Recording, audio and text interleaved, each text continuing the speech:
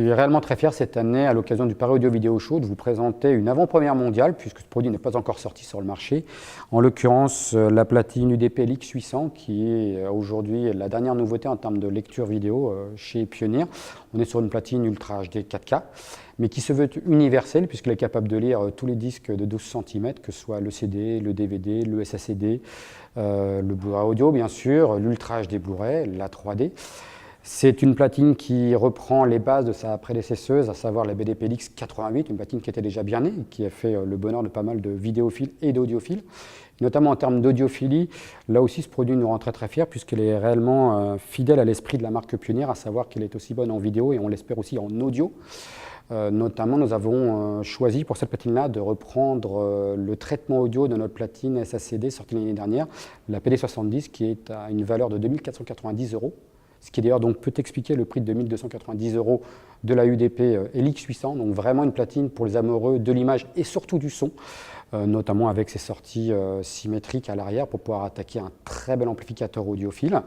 C'est une platine aussi dédiée aussi aux fichiers dématérialisés, puisqu'on est capable de pouvoir y plugger un disque dur traditionnel, quel que soit le type de formatage, pour pouvoir y mettre toutes ces vidéos ou tous ces fichiers audio, y compris en high-res.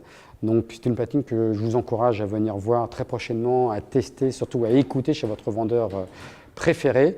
Donc disponible à partir de mi-novembre sur le marché français et donc au prix indicatif de 2299 €. Qu'est-ce qu'on a comme type de DAC à l'intérieur? Donc à l'intérieur, comme je le disais, on a repris le traitement de la PD70, à savoir un double DAC ES9026 Pro, donc un DAC qui est capable de travailler en 8 canaux parallèles en termes de traitement, donc vraiment une platine qui en termes de musicalité, de spatialisation est quand même assez remarquable. Voilà. Et je présume qu'on a un châssis qui est aussi...